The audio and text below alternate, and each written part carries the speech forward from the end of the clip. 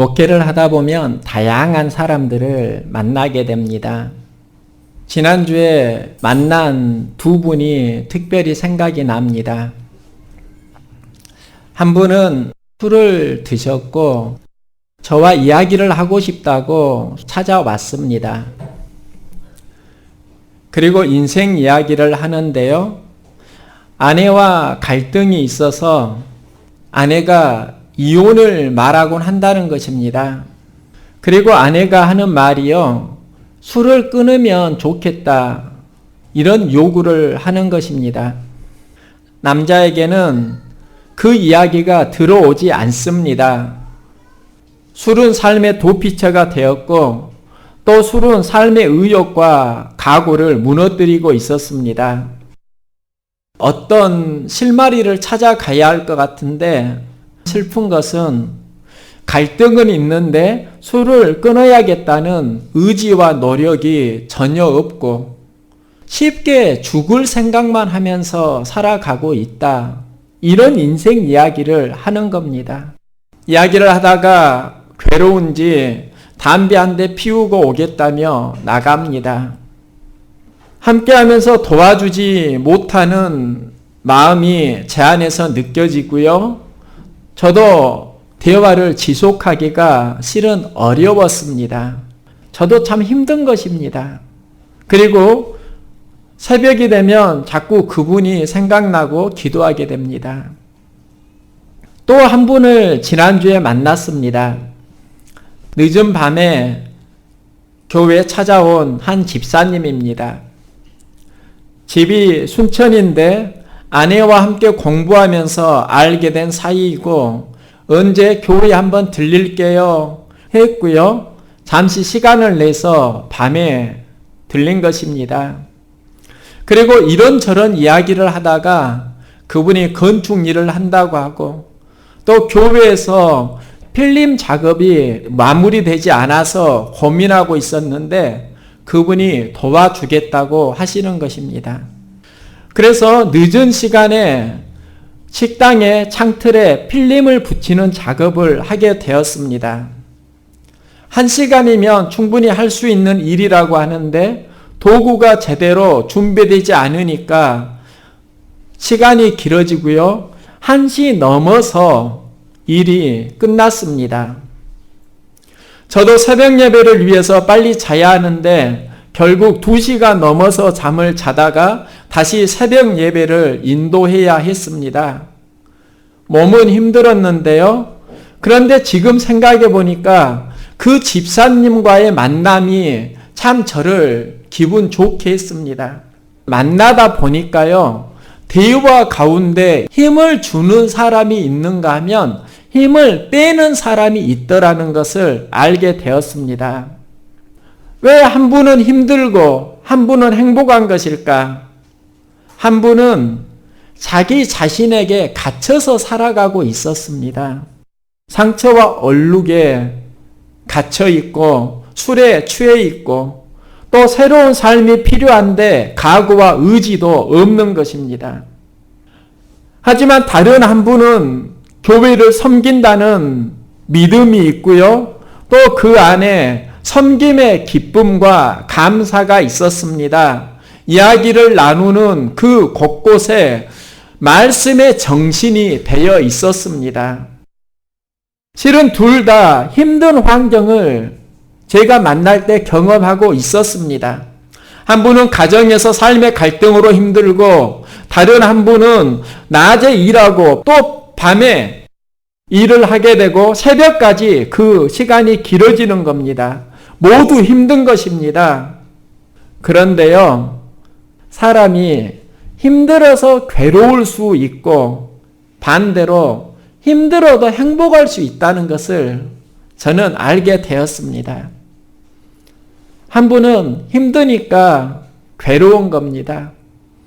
술과 담배의 도피처로 살아가는 것입니다.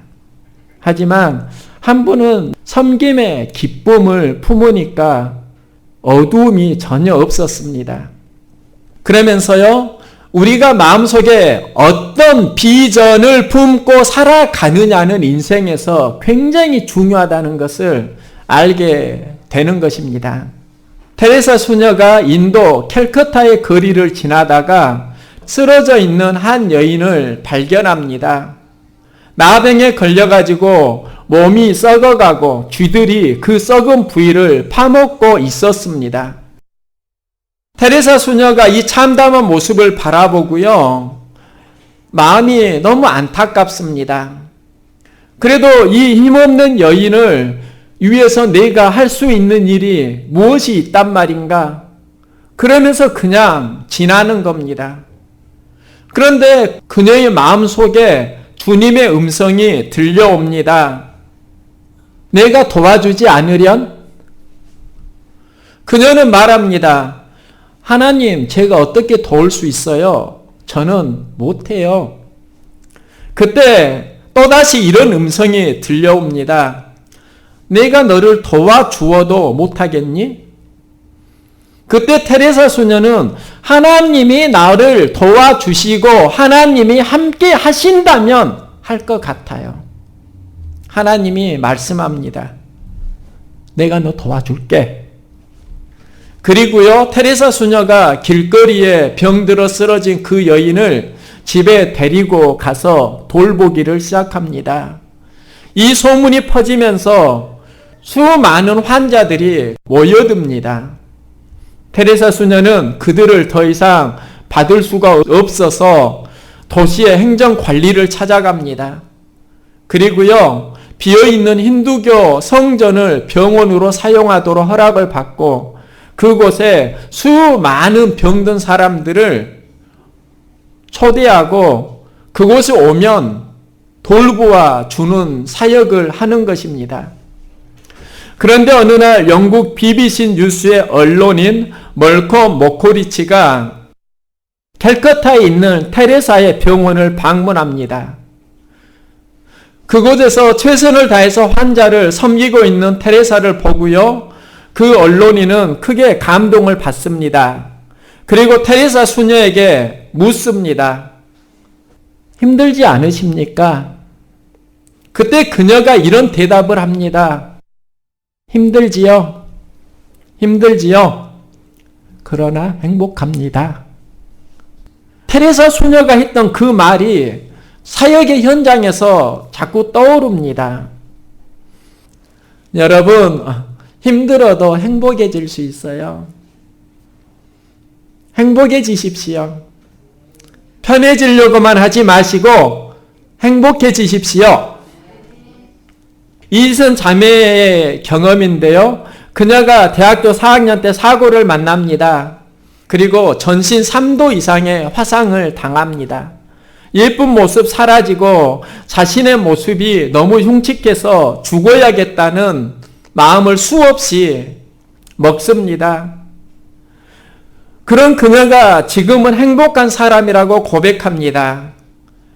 이 전환점이 무엇인가? 환경에 반응하던 인생이 하나님께 반응하기를 시작한 것입니다. 이때부터 그녀의 마음은 간증을 하면서 살아갑니다. TV에도 나왔는데 그가 간증을 하면서 쓰는 말이 저에게 참 인상적이었습니다. 저는 이 시간 사고를 당한 사람이 아니라 사고를 만난 사람으로 여기에 있습니다. 우리는 어려움 만나면 당했다 이렇게 말하는데 이지선 자매는 사고를 만난 이야기를 한다는 것입니다. 행복한 사람에게는 특별한 무언가가 있는데 그것은 환경보다 마음에 있다는 것입니다. 요나는 이스라엘의 선지자입니다. 그런데 요나가 누구인가 하면은요, 저는 이렇게 말하고 싶습니다. 요나입니다. 내가 요나라는 겁니다. 요나 이야기는 바로 나라는 것입니다. 그러면 나의 이야기로 연결시켜서 말씀을 들어보시기 바랍니다. 요나는 하나님을 섬기는 백성입니다. 그런데 그의 믿음이 특별히 좋은 건 아닙니다. 인격도 그다지 훌륭해 보이지 않습니다. 그런데 어느 날 요나에게 하나님의 음성이 들려옵니다. 너는 일어나 저 큰 성읍 니느웨로 가서 외치라. 그곳이 악독이 내 앞에 상달되었음이니라. 너희가 회개하지 않으면 망할 것이다. 회개하고 돌이키라. 이 메시지를 전하라는 것입니다. 요나는 이 메시지를 듣지만 순종하기를 거절합니다. 니느웨는 가기 싫은 겁니다. 그래서 그가 가는 곳이 바로 다시스입니다. 요나의 경험은 하나님의 말씀이 임해도 나의 생각은 따로 있을 수 있다 하는 것입니다. 거기에는 그럴듯한 이유가 있습니다. 바로 니느웨에 왜 가라는 것입니까? 니느웨는 어디인가? 아수르의 수도입니다. 북이스라엘을 아수르가 멸망시켰고 남유다를 계속 괴롭혀서 조공을 받았던 나라입니다. 마음에 미운 감정이 있는데 그곳에 가라니까 싫은 것입니다. 미국 사람, 일본 사람, 그리고 한국 사람이 함께 아프리카 여행을 갔습니다. 그러다가 원주민에게 붙잡히게 되었습니다. 원주민이 그들에게 곤장을 100대씩 때리고 추방시키려고 합니다. 원주민 추장이 그들에게 한 가지 제안을 하는데요. 곤장 100대를 맞기 전에 한 가지 소원을 말하면 그걸 들어주겠다. 미국 사람이 고민하다가 옆에 방석이 있는 것을 보게 됩니다. 그래서 미국 사람은 이렇게 말합니다. 제 엉덩이에 저기 있는 방석을 올려주십시오. 추장은 미국 사람의 소원을 들어주고요. 방석 6장을 엉덩이에 올리고 곤장 100대를 때렸습니다. 방석이 얇아서 고통스러웠지만 그래도 버틸 수 있었습니다. 이제 원주민 추장이 한국 사람과 일본 사람을 보면서 누가 먼저 맞겠느냐 묻습니다. 그때 일본 사람이 내가 먼저 맞겠소 하면서 소원을 말하는데요. 옆에 커다란 침대 매트리스가 있는 겁니다. 그것을 내 엉덩이에 올리고 때리시오 하는 겁니다. 일본인이 먼저 맞겠다고 한 이유는요. 한국 사람이 그 매트리스를 차지할까봐 먼저 선택을 한 것입니다. 그리고 일본 사람은 100대의 곤장을 맞는데요. 매트리스가 두꺼워서 줄곧 웃습니다. 그리고 거뜬히 100대의 곤장을 맞고요. 이제 방석도 없다. 매트리스도 없다. 한국 사람은 죽었다 하는 겁니다. 그때 추장이 한국 사람에게 말합니다. 너의 소원은 무엇이냐? 방석도 매트리스도 없습니다. 그런데 이렇게 말하는 겁니다. 조금 전에 매를 맞은 저 일본 사람을 내 엉덩이 위에다 올려주시오. 요나와 니느웨의 관계가 실은 그런 겁니다. 우리가 일제 침략으로 한국인의 정서가 일본을 싫어합니다. 요나는 니느웨가 싫은데 그곳에 가서 말씀을 전하라고 하니까 피하고 싶은 것입니다. 우리도 신앙인으로 살아가는데 이런 요나의 고민 다 하고 있지 않습니까? 요나가 여호와의 얼굴을 피하려고 다시스로 도망하려 하여 욥바로 내려갔더니 다시스로 가는 배를 만난지라. 하나님께서 요나에게 가라고 한 곳은 니느웨인데 요나는 다시스를 선택합니다.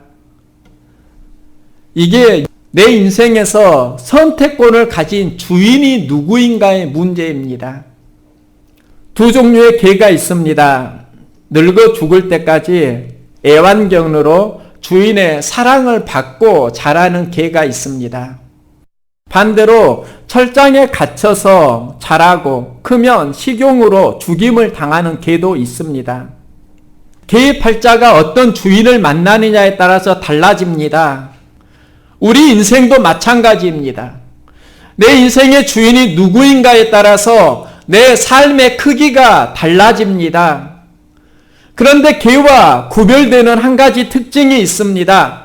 개는 사람에게 선택을 당하는데 우리 인생은 그 선택권이 주어진다는 사실입니다. 자기 자신이 인생의 주인을 선택할 수도 있고 거절할 수도 있습니다. 하나님은 요나에게 니느웨로 가서 회개의 메시지를 전하라고 외칩니다. 그런데 요나는 니느웨가 싫어서 다시스로 도망을 갑니다. 자신이 자기 인생의 주인이라는 것입니다. 그런데 그가 선택한 다시스의 여정에서 그는 기대했던 삶을 만나는 게 아닙니다. 풍랑을 만나고 위기를 경험합니다. 그런데 이 이야기가 바로 요나의 이야기가 아니라 나의 이야기입니다. 말씀보다 자신의 마음이 향하는 곳으로 삶을 살아간다는 것입니다. 그러다 보니까 서서히 하나님의 은혜와 말씀 체험은 사라집니다. 현장 체험만 하게 됩니다. 영성을 잃어버리고 삶이 지치는 것입니다. 제가 목회를 하면서 요즘 애절하게 찾아오는 아픔이 솔직히 있습니다. 받은 은혜 소멸하고 잠자는 그리스도인들이 너무 많이 있다는 겁니다. 구원의 기쁨, 감격을 잃어버리고 지쳐있는 영혼들 많이 있다는 것입니다. 하나님이 저에게 주시는 말씀은요, 잠자는 그리스도인들을 좀 깨울 수 있었으면 그런 마음을 저에게 애절하게 주십니다. 라합은 여리고성에서 기성으로 살아갑니다. 이스라엘 백성의 이야기를 삶의 현장에서 듣게 됩니다. 애굽을 나왔고 홍해를 건넜는데 이스라엘 백성에게 하나님이 함께 하시니까 많은 기적이 일어난다. 그런 이야기를 듣게 되는 것입니다. 그러다가 어느 날 그녀의 집에 이스라엘 정탐꾼이 들어옵니다. 조금 있으니까 그 정탐꾼들을 잡으러 여리고 군사들이 들어옵니다. 라합은 정탐꾼들을 지붕 위에 3대 밑에 숨겨주고 여리고 군사들을 따돌립니다. 그는 여리고에 살지만 하나님의 백성이 되기로 작정하는 그 순간입니다. 그때 이스라엘 정탐꾼이 라합에게 제안을 하는데요. 우리가 여리고를 공격해서 여리고를 무너뜨릴 것이다. 여리고는 망할 것이다. 그런데 내가 창문에 붉은 줄을 매달아 놓으면 그 집에 있는 사람은 해치지 않겠다. 그래서 라합은 붉은 줄을 창문에 내어 두게 됩니다. 그리고 여리고 성이 무너지고 정복당할 때 라합은 그 붉은 줄을 매달아 두어서 살아남습니다. 여리고가 멸망을 당할 때 재앙을 넘어가는 생명줄입니다. 이 사건은 유월절 사건과 연결됩니다. 이스라엘 백성이 애굽에서 나올 때 어린 양의 피를 문설주에 바르면 하나님의 재앙이 그들을 넘어간다. 그리고 애굽 장자들이 하나님의 재앙에서 모두 죽게 되는데 어린 양의 피를 바른 이스라엘 백성들은 그 재앙에서 살아남습니다. 우리도 실은 재앙을 만나지 않습니까? 그런데 중요한 것은요, 재앙을 넘어가는 그 붉은 피가 우리 안에 없으면 큰일 난다는 것입니다. 이 어린 양의 피가 바로 우리 죄를 사하시는 예수 그리스도의 보혈입니다. 예수 그리스도의 보혈이 흐르면 구원의 기쁨, 감격이 있습니다. 그런데 수많은 그리스도인들이 지금 이 시대 가슴에서 예수 그리스도의 보혈이 흐르지 않는 것입니다. 구원의 기쁨, 감격 잃어버렸습니다. 요나는 자신이 택한 길에서 고난을 만나는데 다행히 이 과정에서 요나에게 축복이 임합니다. 그가 하나님께 품었던 첫사랑을 회복한다는 것입니다. 고난에서 기도합니다. 하나님의 성전을 바라보고 예배를 회복합니다. 그리고 또다시 하나님의 음성을 듣습니다. 여호와의 말씀이 두 번째로 요나에게 임하니라. 일어나 저 큰 성읍 니느웨로 가서 내가 내게 명한 바를 그들에게 선포하라. 전에는 순종하지 못한 메시지입니다. 고난 속에서 하나님의 메시지를 다시 듣게 되고 그 말씀은 요나에게 순종하는 메시지가 됩니다. 말씀을 우리가 안 듣는 게 아니라 듣는데요. 순종하는 메시지로 다가올 때가 있고 순종할 수 없는 메시지로 다가올 때가 있습니다. 순종할 수 없는 데에는 이유가 있습니다. 그 말씀에 순종하면은 예상이 어둡기 때문입니다. 손해본다는 생각 때문입니다. 요나는 두 번째 하나님의 말씀을 들을 때 자기의 예상을 이제 접어두고 순종을 선택합니다. 그리고 니느웨 성에서 하나님의 메시지를 전하는데 그때 니느웨 백성 12만여 명이 회개하는 역사가 일어납니다. 이것은 요나가 전혀 예상하지 못했던 일입니다. 여기에서 성경은 우리에게 무엇을 말하고 싶은 것입니까? 우리 인생은 말씀에 순종하기보다 자기 생각으로 예상하면서 살아가는 경향성이 강합니다. 예상이 말씀을 앞서는 경우가 있습니다.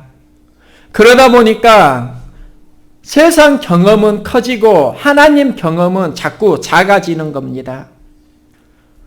그리스도인들이 지쳐있는 이유는 하나님 경험은 없고 세상 경험만 하기 때문 아닙니까? 니느웨 사건은요, 요나의 예상은 빗나간 것이고 하나님의 말씀은 죽어가는 영혼을 살렸다는 것입니다. 여기에서 중요한 게 바로 예상하는 삶보다 그리스도인에게 필요한 건 순종하는 삶입니다. 니느웨와 다시스가 어디에 있습니까? 우리 마음에 있습니다. 니느웨는 싫은 곳이고 다시스는 좋은 곳입니다. 그런데 하나님이 때로는 싫은 곳으로 가라고 하십니다. 그런데 중요한 것은 우리가 다시스로 가느냐 니느웨로 가느냐 그게 아니고요. 마음속에 무엇을 품고 살아가느냐가 더 중요합니다. 하나님의 말씀을 가지고 니느웨에 가면 그곳에서 하나님의 구원이 임합니다. 즉 인생이 내가 가고 싶은 다시스로 간다고 해서 좋아지는 게 아닙니다. 다시스로 선택하고 가지만 거기에 말씀이 없으면 그곳은 괴로운 곳이 됩니다. 요나가 다시스로 가서 고난을 받은 게 아니라 말씀 없이 그곳으로 가서 고난을 만난 것입니다. 요나가 니느웨로 가서 그 백성을 구원한 것이 아니라 말씀을 가지고 가니까 기적이 일어나는 것입니다. 어디로 가느냐보다 중요한 게 무엇을 가지고 가느냐, 우리 마음속에 무엇을 품고 살아가느냐가 훨씬 중요하다는 것입니다.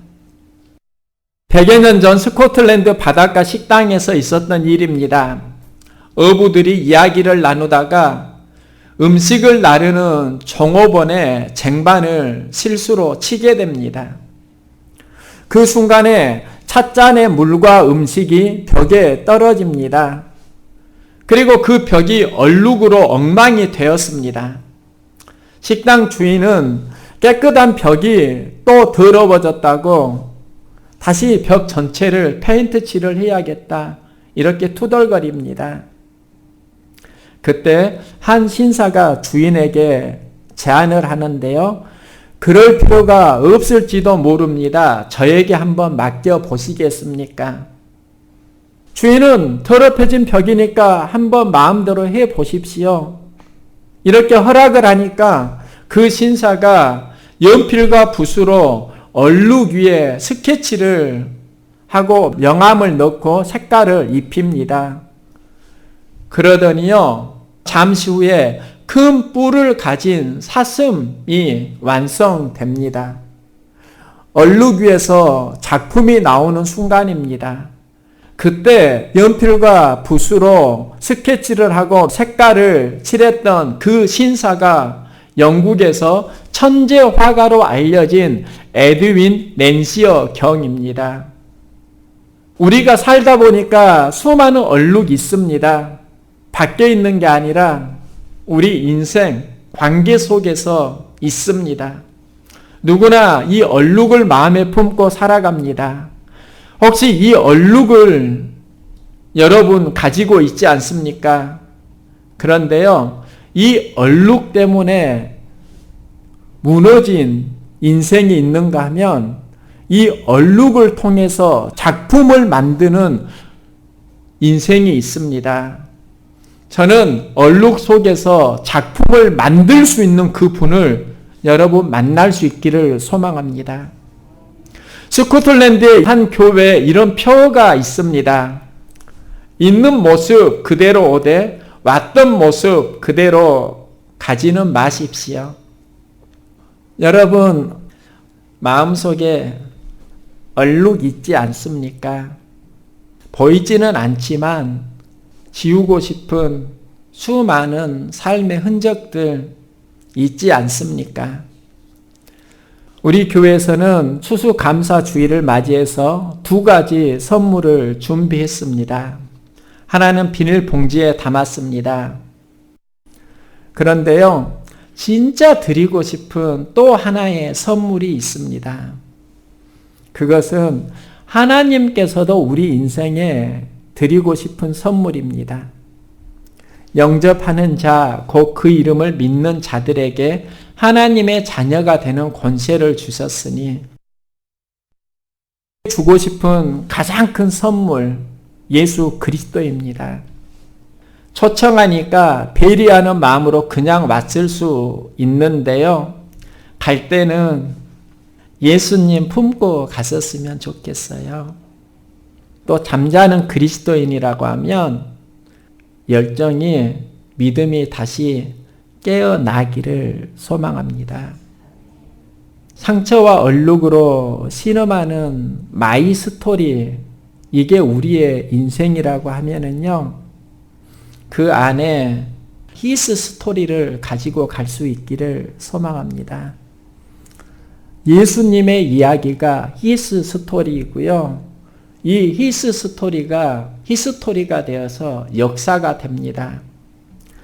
인생을 얼룩으로만 살지 말고 그 얼룩에서 하나님의 걸작품을 만들어 가십시오. 있는 모습 그대로 오셨습니까? 가실 때는요, 예수님과 함께 가시기를 소망합니다.